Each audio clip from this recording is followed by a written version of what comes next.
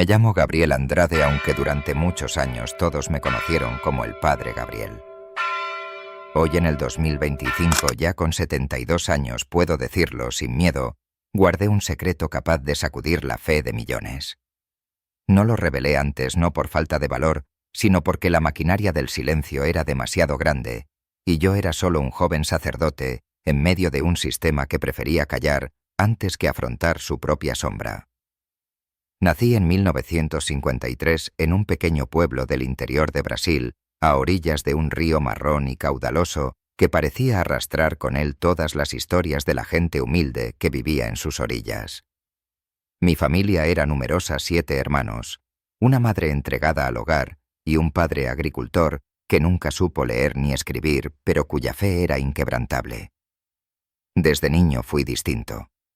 Mientras mis hermanos corrían tras las gallinas o trepaban a los árboles de mangos, yo me refugiaba en los libros polvorientos de la pequeña biblioteca parroquial. El viejo párroco del pueblo, el padre Acevedo, fue el primero en notar mi inclinación. Me prestaba catecismos, vidas de santos, y hasta me enseñó algo de latín. Con apenas 15 años decidí ingresar al seminario menor. Lo hice con una mezcla de entusiasmo y miedo, sabiendo que dejaba atrás la infancia y que el camino sería duro. En aquellos años los seminarios eran lugares austeros, casi monásticos, donde la disciplina se mezclaba con una educación rigurosa. Nos levantábamos a las 5 de la mañana, rezábamos maitines y luego pasábamos largas horas entre clases de filosofía, estudios bíblicos y trabajo físico en los jardines. Sin embargo, yo sentía una paz especial al vestir la sotana. Creía firmemente que estaba destinado a servir a Dios, que mi vida tendría un propósito mayor que el de labrar la tierra o vender frutas en el mercado. En 1974 fui ordenado diácono y poco después sacerdote. Tenía apenas 21 años y la mirada llena de sueños. Me asignaron como asistente en el convento de Santa María del Refugio, un lugar apartado entre montañas rodeado de cafetales y caminos de tierra. El convento estaba dirigido por la Madre Superiora Sor Elena Duarte, una mujer enérgica y justa, que imponía respeto con solo levantar la vista. Allí convivían 6 religiosas, todas entregadas a la oración y al servicio de la comunidad. Al principio aquel convento me pareció un refugio del mundo. El sonido de las campanas al amanecer, el olor a pan recién horneado de la hermana Estefanía, las risas discretas de la joven Clara mientras cuidaba el huerto.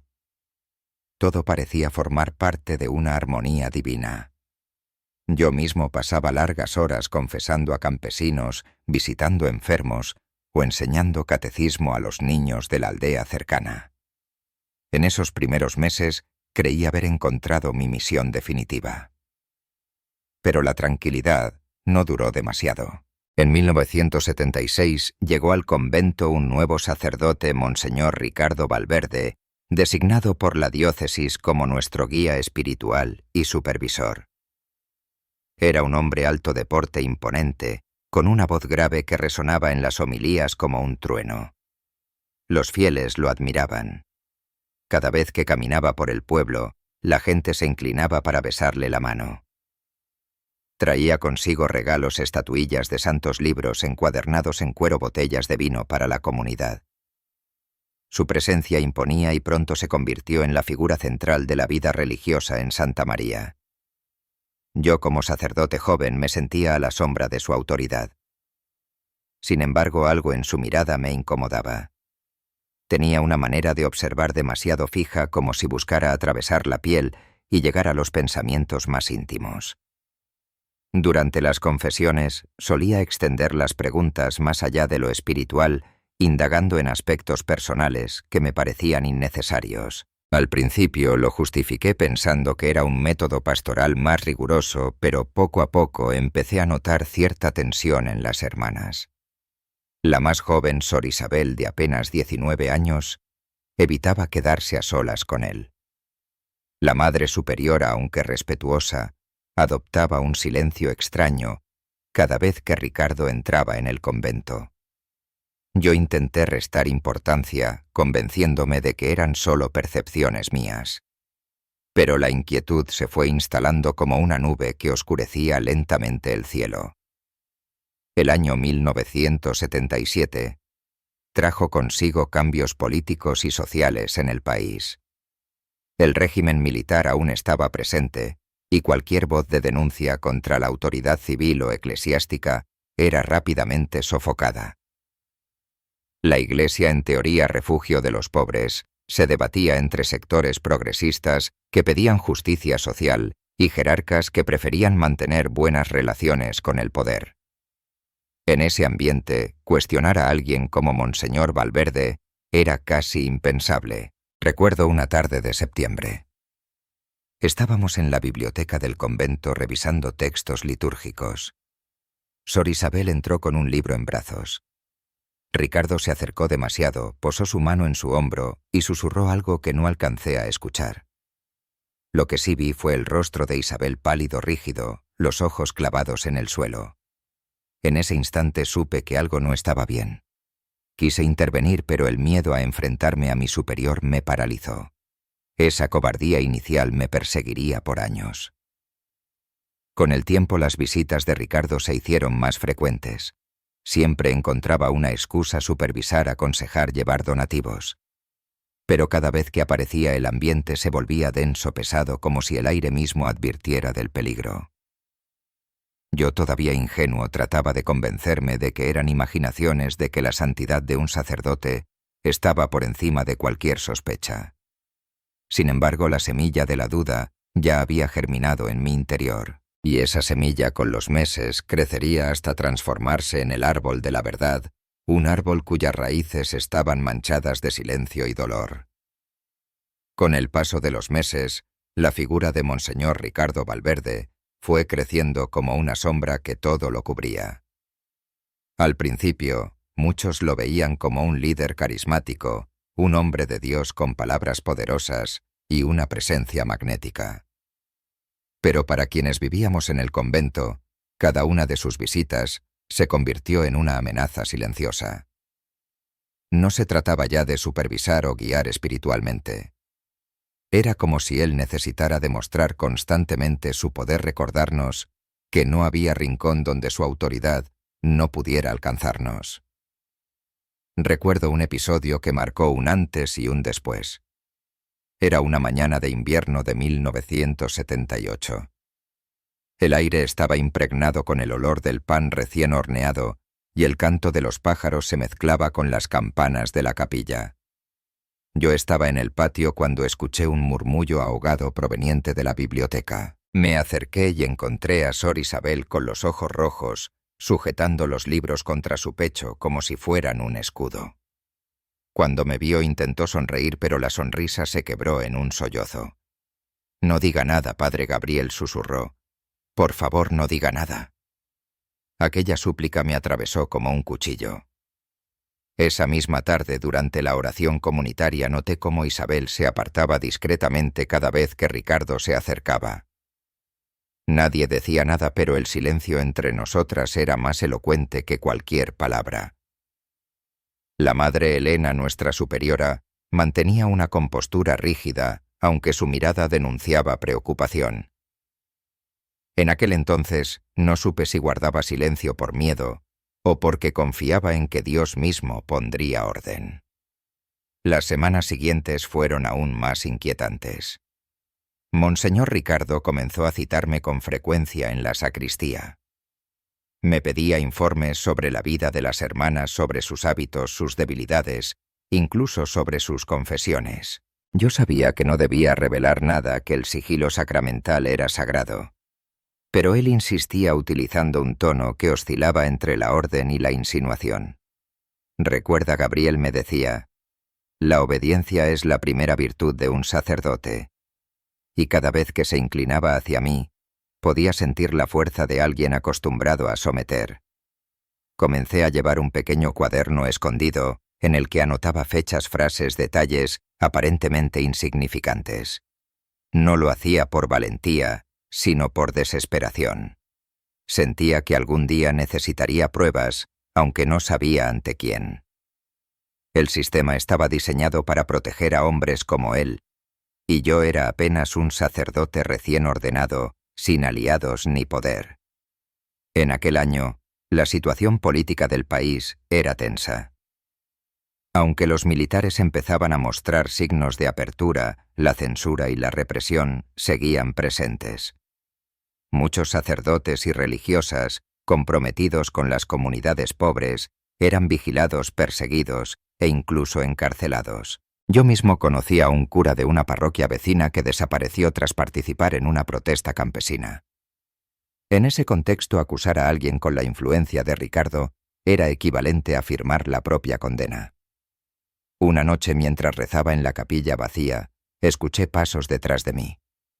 Era Sor Isabel, con el rostro desencajado. «Padre, tengo miedo», me dijo él. «Me busca siempre, me encuentra sola».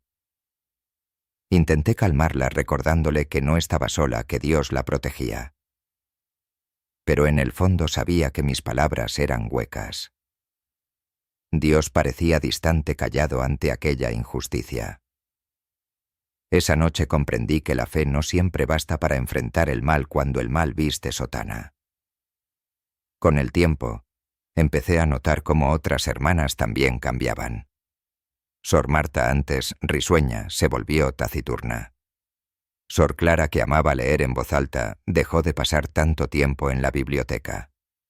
La alegría del convento se evaporó poco a poco, reemplazada por un silencio pesado. Yo también empecé a sentir el miedo en mi propia piel.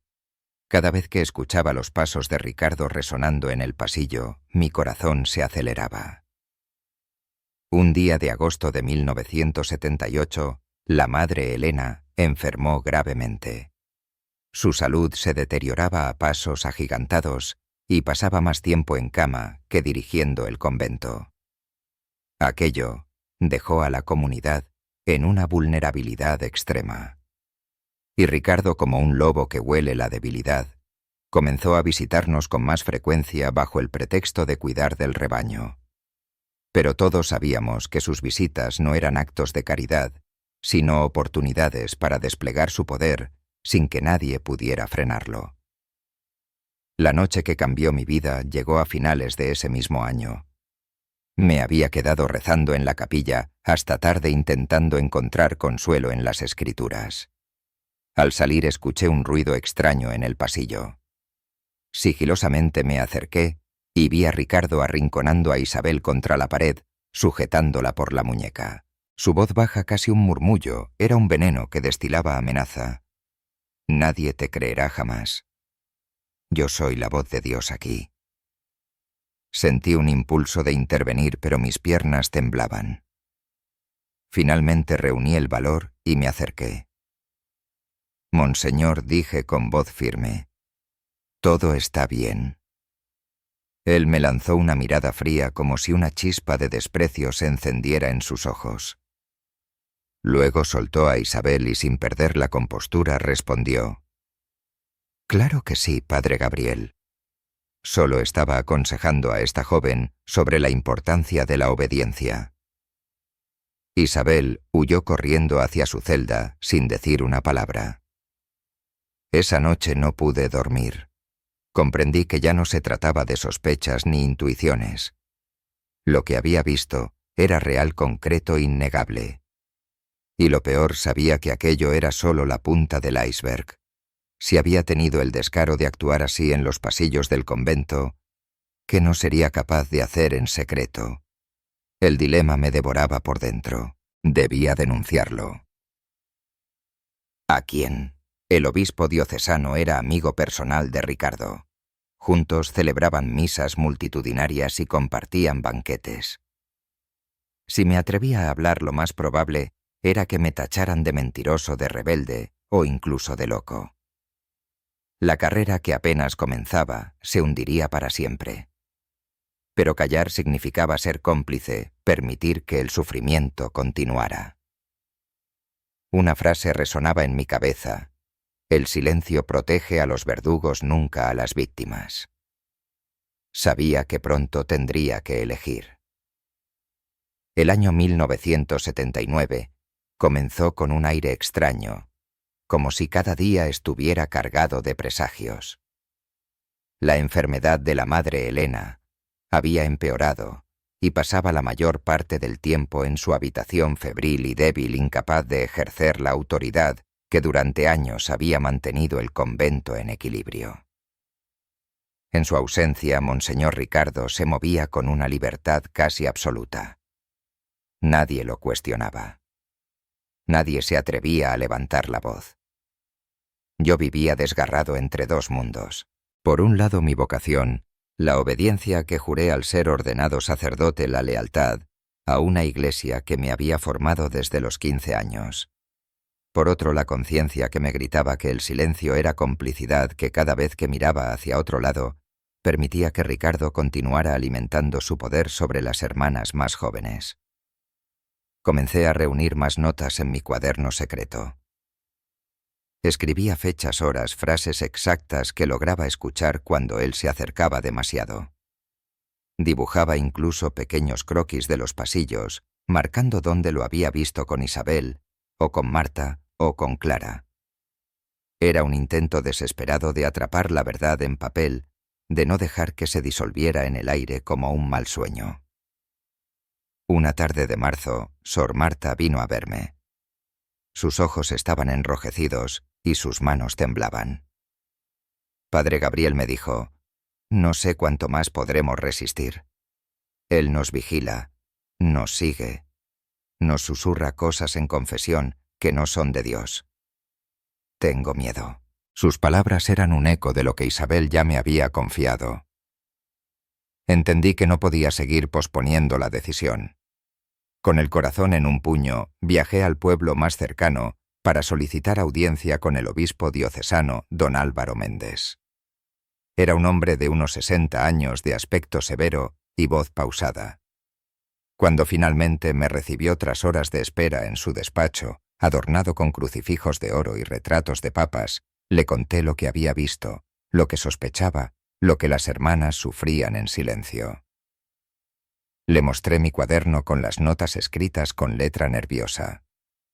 El obispo me escuchó en silencio, sin interrumpir.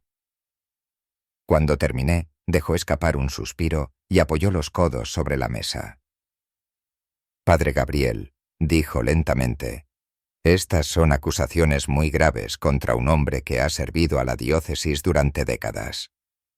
«¿Está absolutamente seguro de lo que afirma?», le respondí con firmeza que sí. Que lo había visto con mis propios ojos, que no podía callar más. El obispo cerró el cuaderno y lo deslizó hacia mí. «Prometo investigar», murmuró, «pero le pido absoluta discreción. No podemos permitir un escándalo que dañe a la Iglesia. A veces el mal se corrige mejor en silencio». Sus palabras me helaron la sangre. No era una promesa de justicia, era un pacto de silencio disfrazado de prudencia. Regresé al convento dividido entre esperanza y miedo. Esperanza porque tal vez el obispo hiciera algo, miedo porque intuía que lo que había hecho podría volverse en mi contra. No tardé en descubrir que mis temores eran fundados. 2 días después, Ricardo llegó al convento más temprano de lo habitual. Su rostro estaba endurecido por la ira. Entró a la sala común y pidió hablar conmigo en privado. Cerró la puerta con violencia y me miró con unos ojos que nunca olvidaré. ¿Qué cree que está haciendo Gabriel? ¿Acaso piensa que puede desafiarme? ¿Que puede manchar mi nombre con sus calumnias? Su voz era un trueno contenido. Yo intenté responder, pero apenas logré balbucear que solo buscaba proteger a las hermanas. Él se inclinó sobre mí tan cerca que sentí su aliento. «Escúcheme bien, nadie le creerá. Usted es un joven ingenuo, sin peso, sin autoridad. Yo, en cambio, he servido a esta diócesis durante 20 años. Usted desaparecerá antes de que logre dañarme». Salió de la sala dejándome paralizado.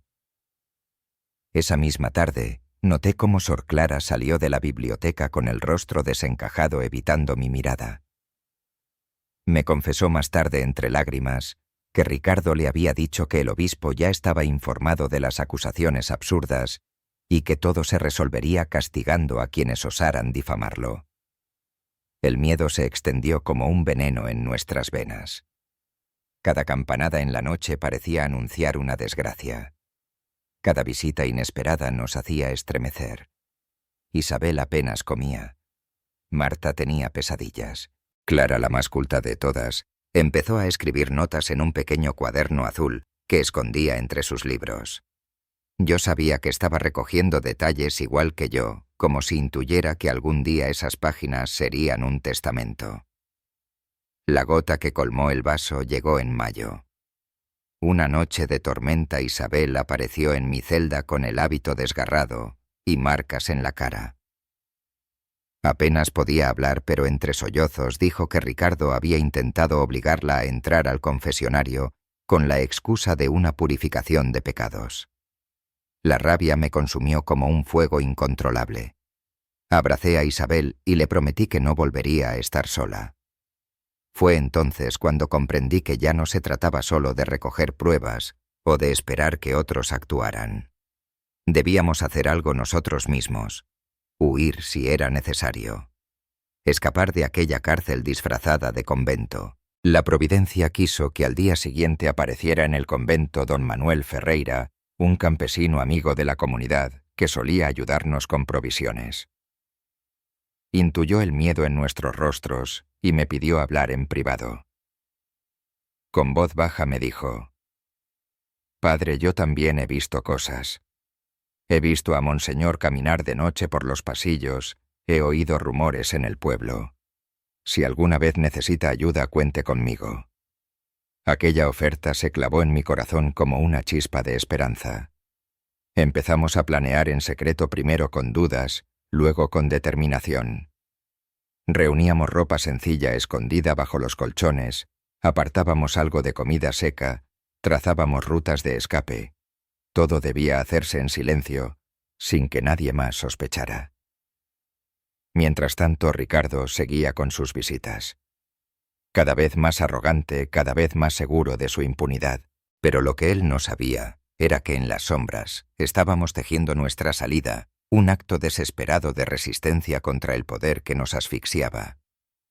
Sabíamos que la decisión cambiaría nuestras vidas para siempre, que ya no habría vuelta atrás.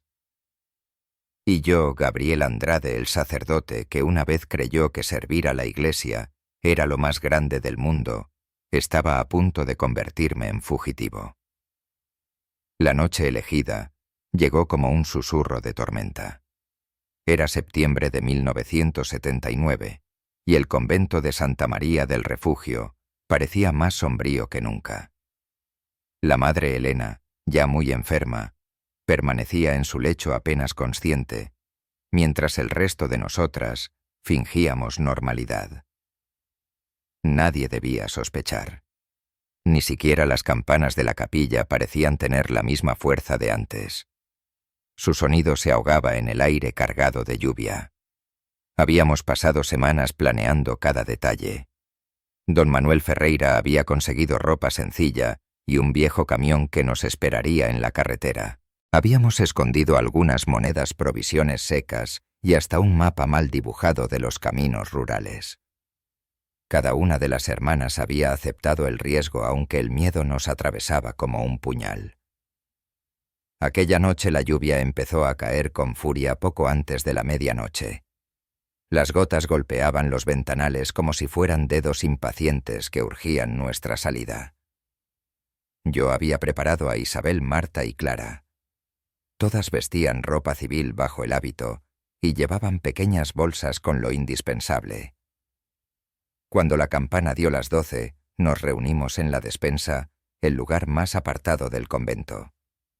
Clara llevaba su cuaderno azul escondido bajo la ropa. «No lo olvidaré», murmuró, «algún día estas páginas hablarán». Nos miramos unos a otros sabiendo que cruzábamos un umbral invisible. Ya no éramos solo religiosas, éramos fugitivas.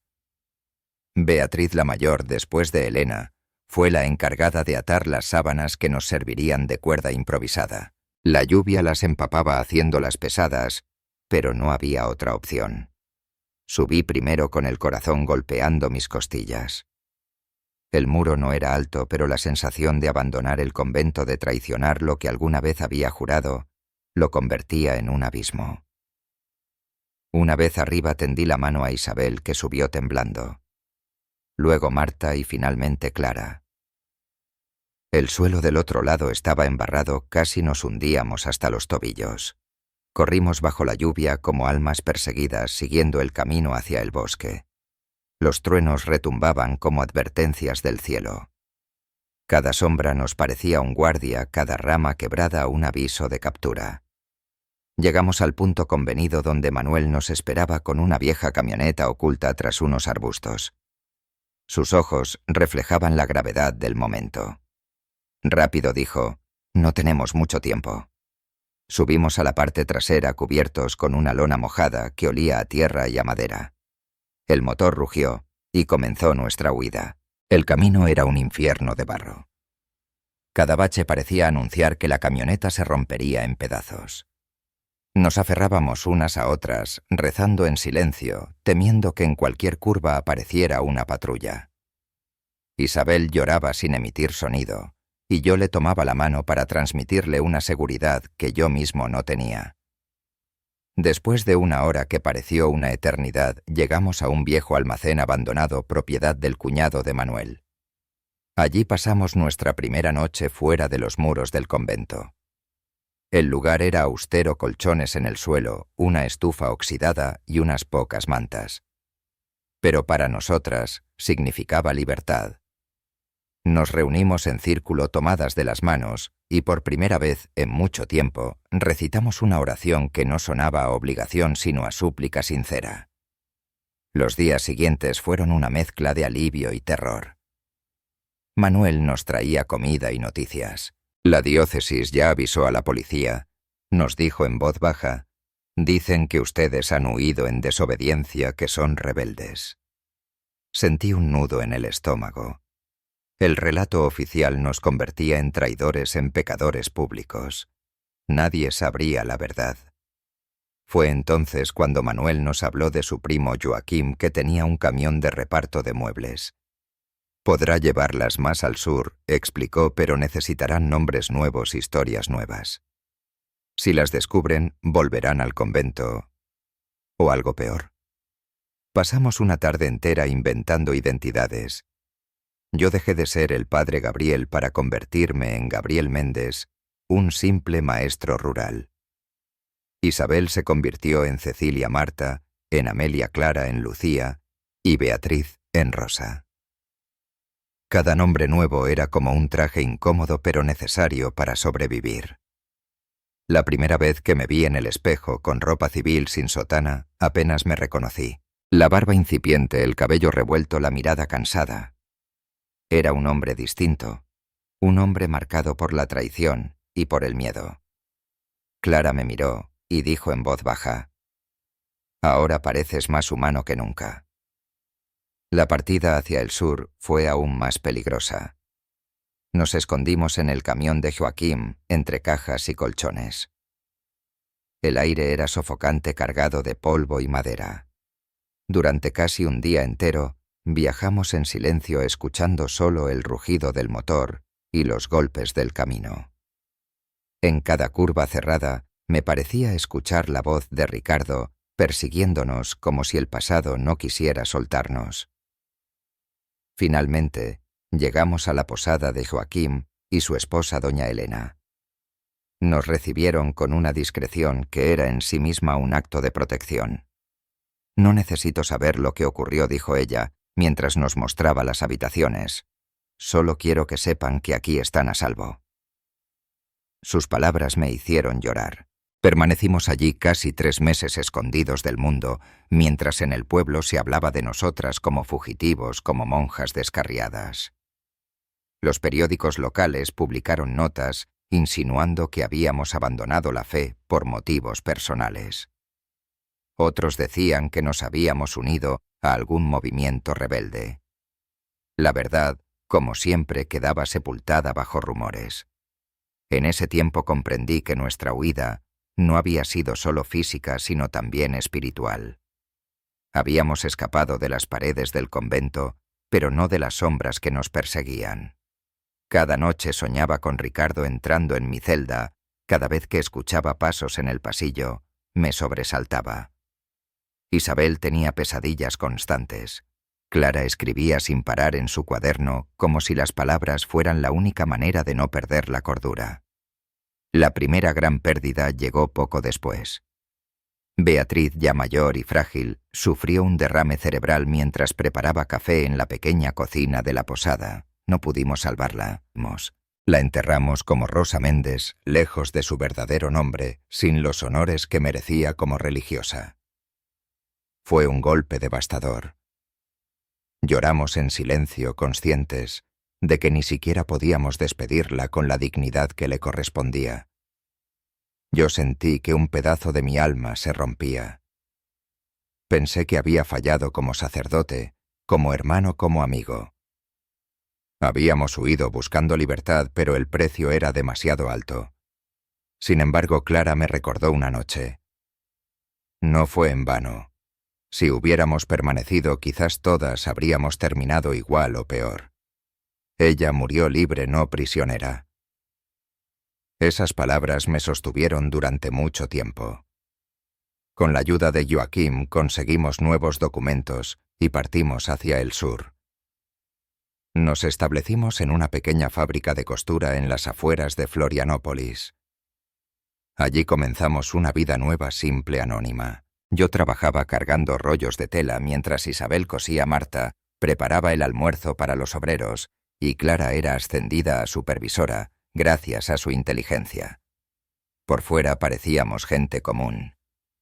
Pero por dentro, cada puntada de tela era un recordatorio de que estábamos remendando nuestras propias vidas, de que los hilos de la fe rota aún podían sostenernos. Sabía que nuestro camino apenas empezaba, y que el secreto que cargábamos tarde o temprano pediría salir a la luz. Los años 80 se desplegaron ante nosotros como un camino largo y sinuoso. Habíamos llegado a Florianópolis, disfrazados bajo identidades nuevas, y poco a poco nos adaptábamos a la vida civil. La fábrica de costura nos daba el sustento suficiente para comer, pagar un alquiler modesto y mantener un perfil bajo.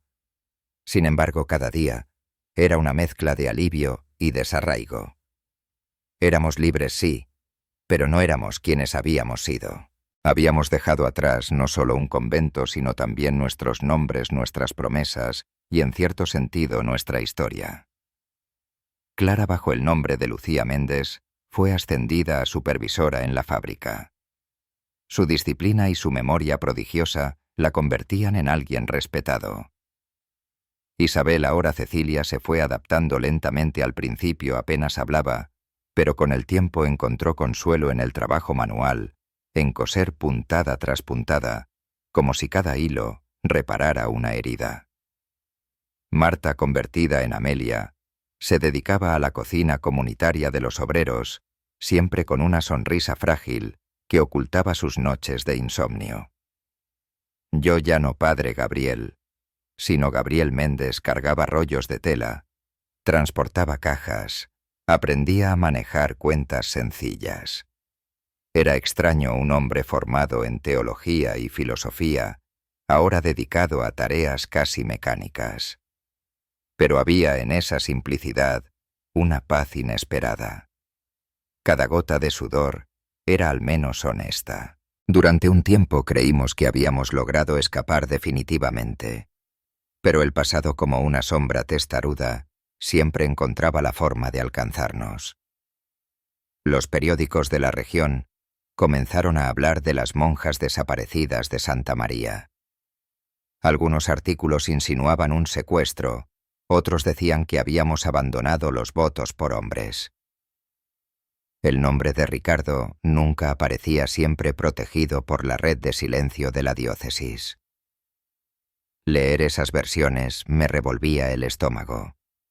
Sabía que la verdad estaba enterrada bajo capas de mentira cuidadosamente tejidas. En 1983 llegó nuestro segundo gran golpe. Marta Amelia sufrió un derrame cerebral mientras cocinaba. fue rápido, devastador. Murió antes de que pudiéramos llevarla al hospital. La enterramos bajo su nombre falso una vez más en silencio, sin honores, sin comunidad, que reconociera su entrega religiosa. Recuerdo que esa noche Clara me dijo: «Nuestros cuerpos se entierran con nombres falsos, pero Dios conoce los verdaderos». Me aferré a esa frase para no perder la esperanza. El dolor no nos detuvo.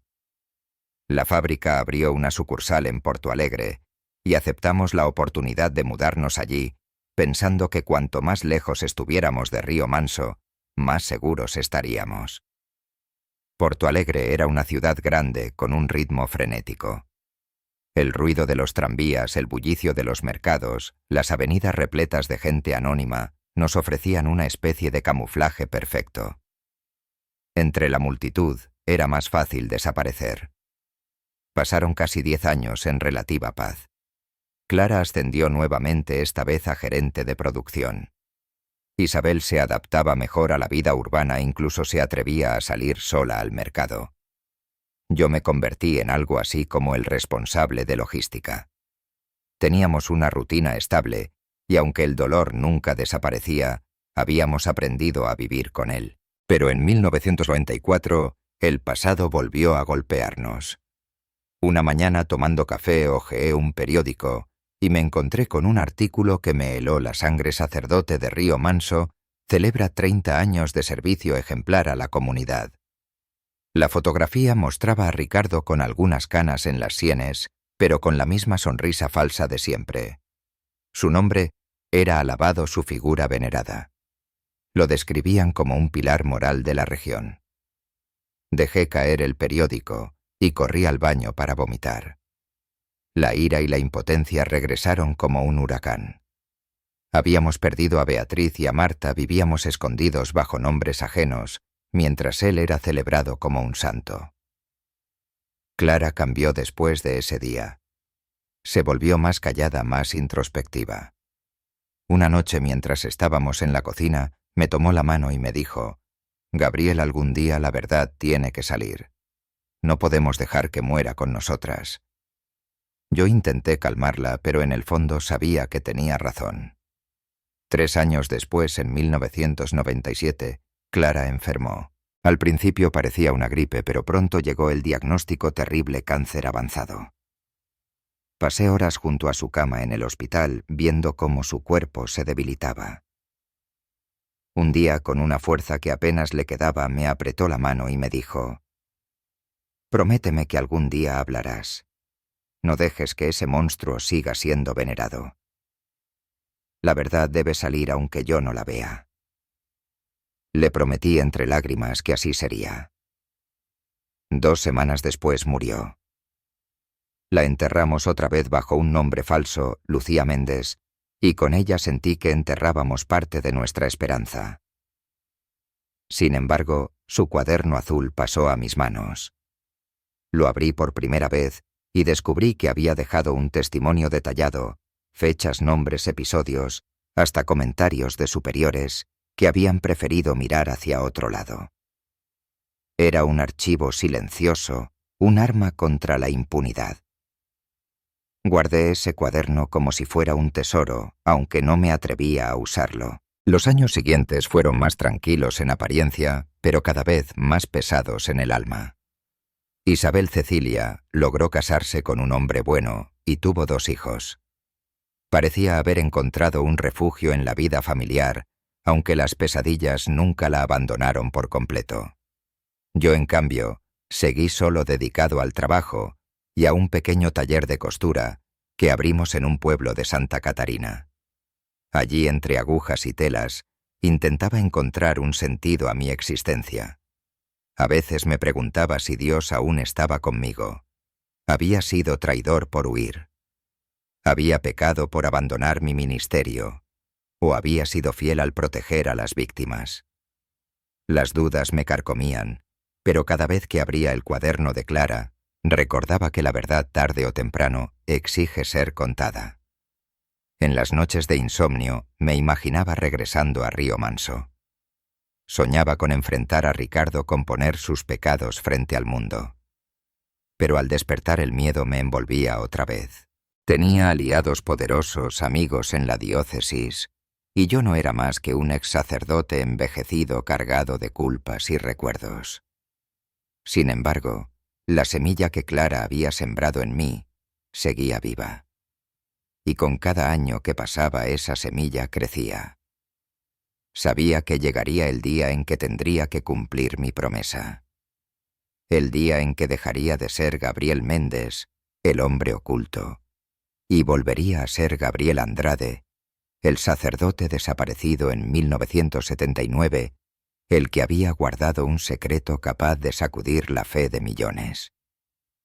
Ese día aún no había llegado, pero estaba cada vez más cerca. El nuevo siglo me encontró cansado con el cabello encanecido y la espalda encorvada por los años de trabajo manual. Había sobrevivido 3 décadas con un nombre que no era el mío, pero la promesa hecha a Clara me ardía en el corazón como una herida que no cicatriza. Cada vez que abría su cuaderno azul, sentía que me hablaba desde la tumba. La verdad debe salir. En 2006 leí en un periódico que Monseñor Ricardo había sufrido un derrame cerebral leve. No era grave, pero lo suficiente como para limitar sus movimientos. Por primera vez en tantos años, pensé quizás no sea intocable. Y fue entonces cuando decidí regresar. Ya no como Gabriel Méndez, el maestro anónimo, sino como Gabriel Andrade, el sacerdote desaparecido en 1979. El viaje hacia Río Manso fue como caminar dentro de un sueño cargado de fantasmas. Los paisajes conocidos, los cafetales, los caminos de tierra, las colinas cubiertas de niebla, me devolvían imágenes de juventud de voces que ya no estaban. A cada kilómetro, la culpa se mezclaba con el miedo. ¿Qué dirían al verme vivo después de casi 3 décadas? ¿Me creerían o me tomarían por un loco resentido? Al llegar busqué a un sacerdote joven del que había oído hablar padre Juan Bosco, conocido por sus posturas progresistas dentro de la iglesia. Cuando toqué a la puerta de la oficina parroquial y pronuncié mi nombre verdadero, su rostro cambió. Usted... Todos creían que estaba muerto. Me hizo pasar y por primera vez en 30 años conté todo: las miradas de Ricardo, las confesiones manipuladas la noche de la huida, las muertes de mis hermanas, el cuaderno de Clara. Al principio me escuchaba con cautela, como sopesando cada palabra. Pero a medida que los detalles coincidían con registros que él conocía, su expresión cambió de sorpresa a indignación. Cuando puse el cuaderno de Clara en sus manos, vi que le temblaban los dedos. «Dios mío», murmuró, «esto no puede quedar oculto. Durante semanas trabajamos juntos». Él me presentó al obispo auxiliar Mateus Felicio, un hombre de mirada firme y corazón abierto. Me escuchó más de 1 hora sin interrumpirme. Cuando terminé se levantó, vino hacia mí y se arrodilló. «En nombre de la Iglesia que le falló a usted y a sus hermanas, le pido perdón». Esas palabras me hicieron llorar como un niño. Había esperado 30 años para escuchar algo así. Sin embargo, el momento más temido llegó pronto. Una tarde, mientras revisábamos documentos en la oficina parroquial, Ricardo apareció sin avisar. Caminaba más lento apoyado en un bastón, pero sus ojos aún brillaban con la arrogancia de antaño. Al principio no me reconoció. Luego, cuando mi nombre fue pronunciado, su rostro se endureció. «Entonces la oveja perdida ha decidido volver», dijo con una sonrisa torcida. Lo miré sin bajar la vista. Por primera vez no era yo el que temblaba. El envejecido, debilitado, parecía más humano que nunca, pero su sombra seguía allí. Juan Bosco intervino con calma. «Monseñor, no estamos aquí para provocaciones». Ricardo se limitó a reír con un tono burlón. «Supongo que este pobre ex sacerdote se inventó nuevas historias.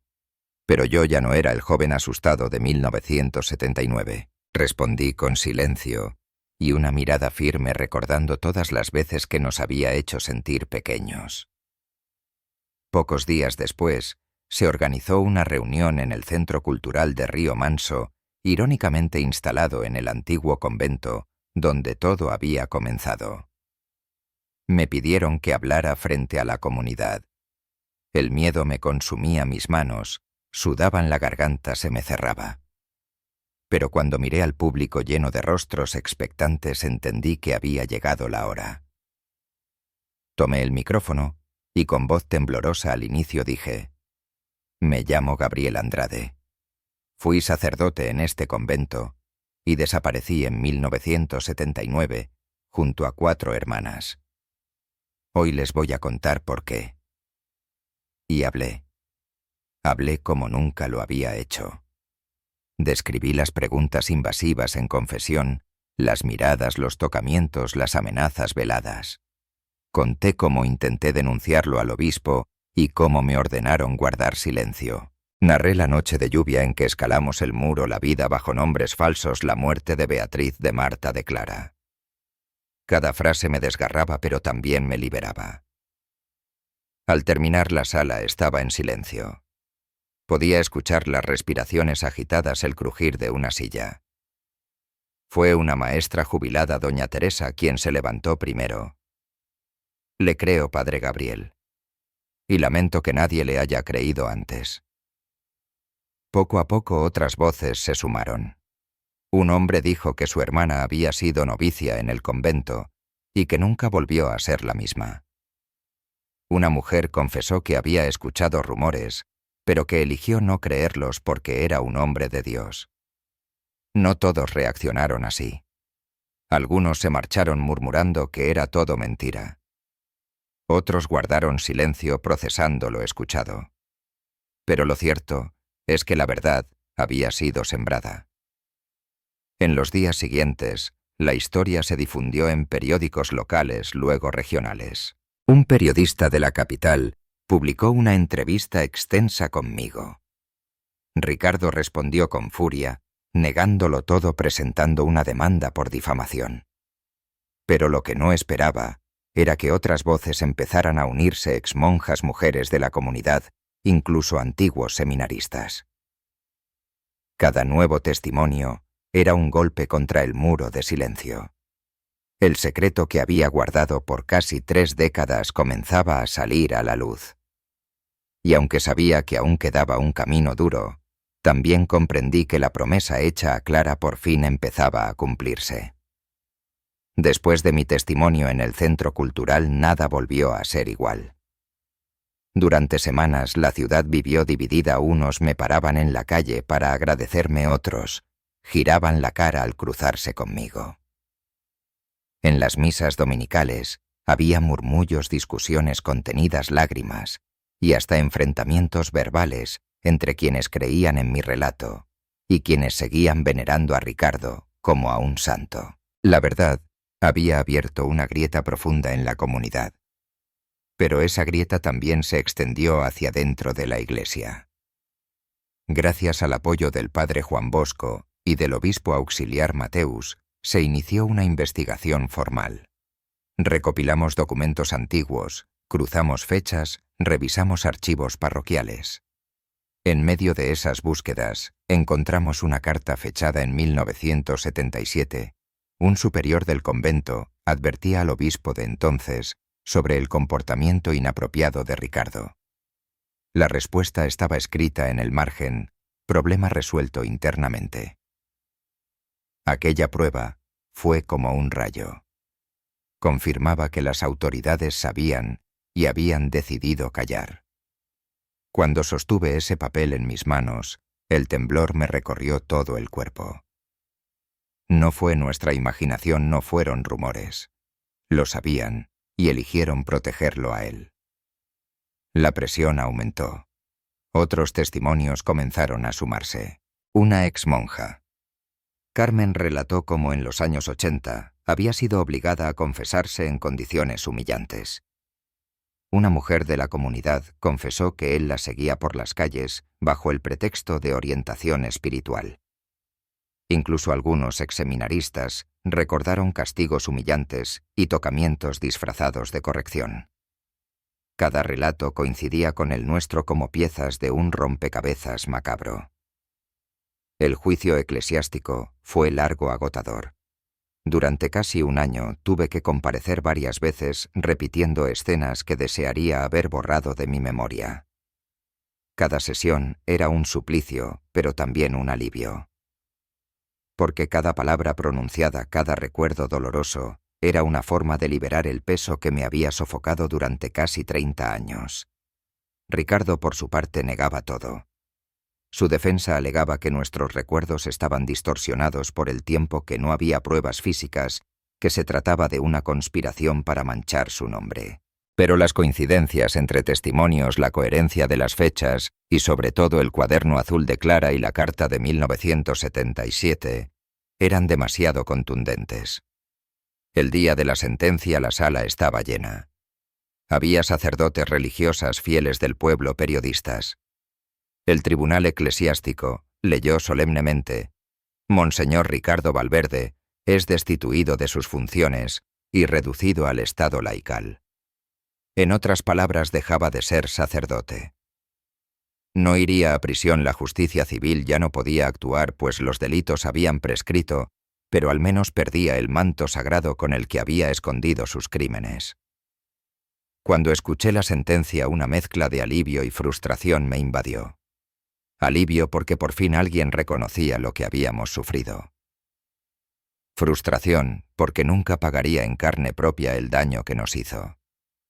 Sin embargo, comprendí que la justicia simbólica también tiene poder. Ese hombre que durante décadas había sido venerado ahora era visto con ojos distintos. Pocas semanas después, Ricardo abandonó Río Manso en silencio. Nadie sabe con certeza a dónde fue. Algunos decían que vivía enfermo en casa de un hermano, otros que había ingresado en un hospital en el sur. Para mí ya no importaba. Había vivido 30 años en el exilio por culpa de su sombra, y ahora él mismo era el exiliado. Lo más importante fue lo que ocurrió después. Muchas mujeres jóvenes y adultas comenzaron a contar sus propias historias. Algunas se acercaban a mí llorando, diciendo que mi valentía les había dado fuerza para denunciar. Una carta que recibí me conmovió especialmente.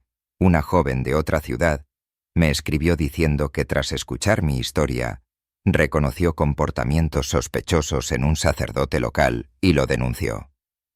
Gracias a usted me salvé a tiempo, terminaba la carta. La guardé junto al cuaderno de Clara. Hoy, cuando camino por las calles de Río Manso, ya no bajo la mirada.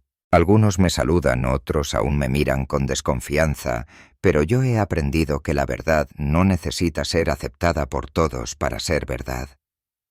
Lo que me sostiene es saber que cumplí la promesa que le hice a Clara en su lecho de muerte, contar lo que pasó, aunque me costara todo.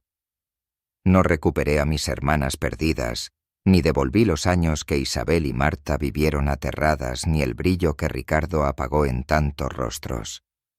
Pero sí logré que el silencio se rompiera.